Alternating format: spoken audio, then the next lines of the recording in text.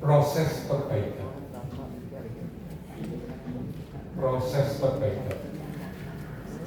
Saat kita dibuka cakra, timbul sensasi rasa. Ada yang sakit, ada yang panas, ada yang dingin, ada yang seperti gelombang.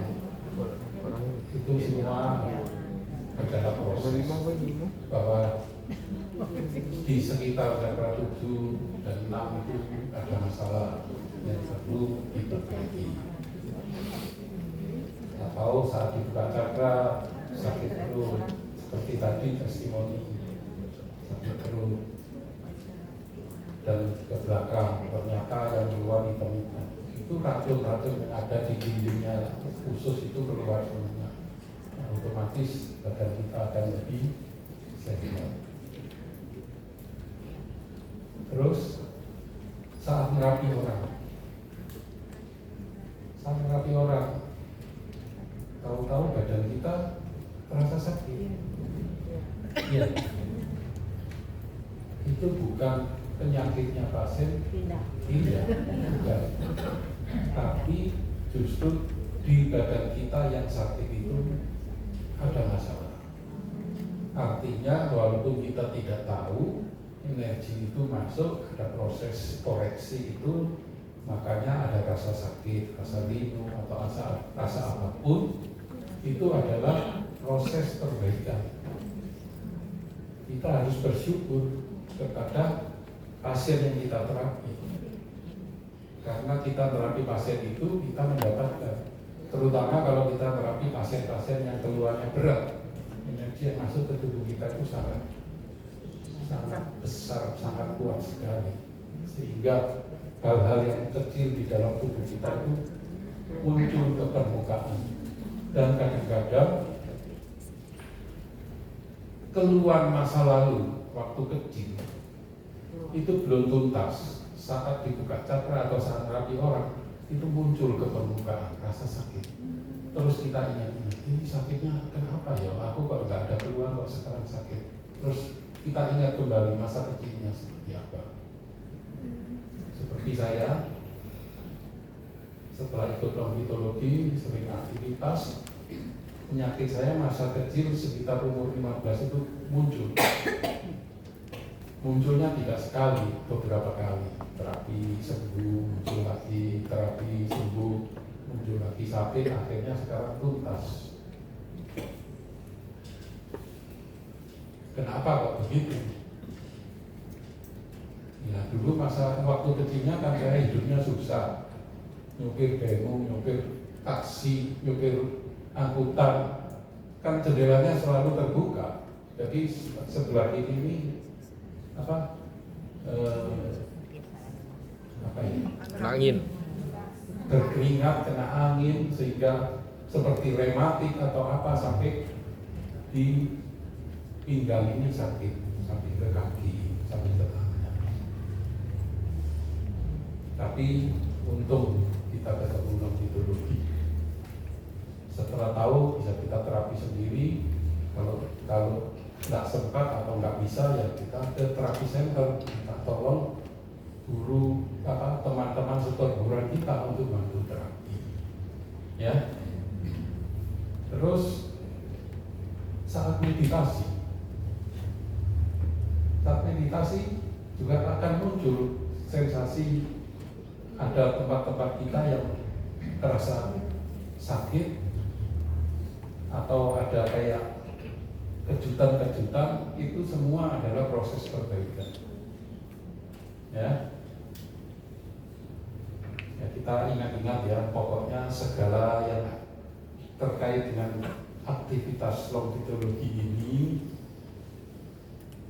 itu semua menunjukkan pada kita ada masalah di tubuh kita. Segera di terapi sendiri atau ke posko atau ke terapi center untuk diterapi. Bukan penyakitnya orang masuk. Jangan salah paham. Kenapa kok begitu? Karena longitologi ini menganut aliran yang tanpa visualisasi.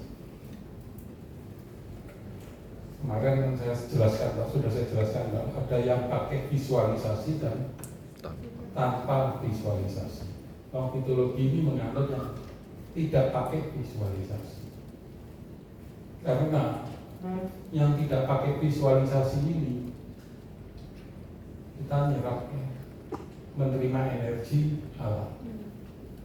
Dengan buka cakra kita menerima energi alam. Berapapun energi yang dibutuhkan, tidak ada batas. Sedangkan yang pakai visualisasi, kita mengolah energi yang ada, chi yang di dalam tubuh kita, melalui meditasi, melalui latihan yang keras, akhirnya bisa menghimpun energi dan bisa mengarahkan energi ke tempat yang bermasalah. Dan penyakitnya bisa sembuh. Contohnya seperti titik puspa. Dia melawan kansernya itu dengan meditasi, latihan, dapat mengarahkan chi dalam tubuh untuk menyelesaikan kansernya. Nah, di sini di konfitologi guru kita selalu mengingatkan dan memberikan aturan. Kalau kita datang ke terapi center, gunakanlah ilmu yang kita peroleh di konfitologi. Bagi yang pernah belajar ilmu lainnya, jangan digabung. Ke terapi center pakai cara konfitologi. Kenapa? Ya ini kenapa kok harus begitu? Kenapa kok gak boleh dicampur? Salah satu contoh lah, saya ini sudah belajar pijat atau chiropraktik, terus belajar konfitologi. Saat terapi pasien, kesuburan ini pakai konfitologi, tak kertak lagi. Ya, atau bisik-bisik ke pasien, mau tak kertak. Itu dilarang. Kenapa? Karena pasien ini kita tidak tahu.